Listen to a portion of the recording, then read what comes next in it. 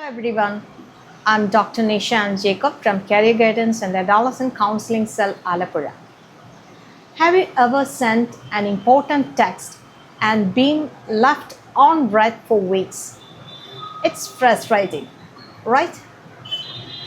Now imagine if that happened to a law that an entire state wanted, like the new education policy or a healthcare bill. And the person ghosting the state was the governor. Today, we are diving into a very important legal debate. We are talking about the Supreme Court's verdict of 2025 on how much power the governor really has over bills passed by our elected MLAs. Is the governor a guardian of the Constitution, or are they becoming a hurdle for democracy? Let's break it down. To understand this, we need to look at Article 200 of our Constitution. Basically, when a state assembly passes a bill, it goes to the governor for a signature. For a long time, some governors used what we call a pocket veto. They wouldn't say yes, they wouldn't say no, they would just let the bill sit on their desk indefinitely. In 2023, the Supreme Court stepped in and said, no, you must act within a reasonable time. It felt like a win for democracy.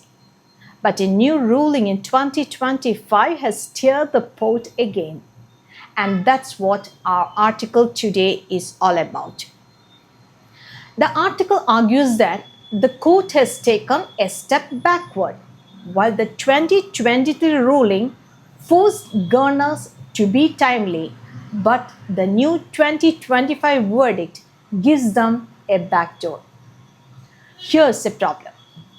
Even if an assembly passes a bill a second time after the governor rejects it, the governor can now potentially refer it to the president. The article calls this a constitutional black hole. Think about it. The people elect the assembly. The assembly passes a law. One unelected official, the governor, can stop it indefinitely by sending it away. The article argues that this is not a check and balance. It's actually giving the union government too much power over the states. You might ask, why should I care about legal fine print? Because, friends, this affects federalism. Our country is a union of states.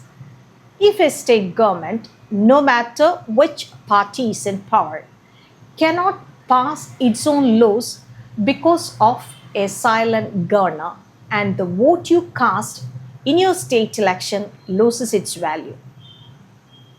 The article of Hindu highlights a false equivalence. The court claims this power is needed to make sure that states don't pass unconstitutional laws. But the author argues that we already have courts to decide if a law is bad.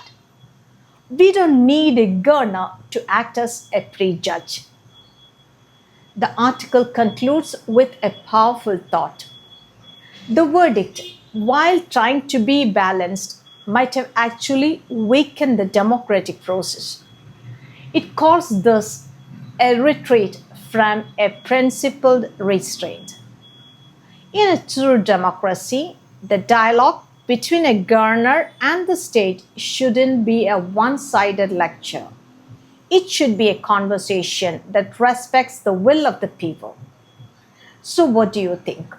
Should the governor have the final say, or should the elected assembly have the last word? I'm Dr. Nisha and Jacob from Career Guidance and Adolescent Counseling Cell, Alapura. Stay curious, stay informed. See you in the next one.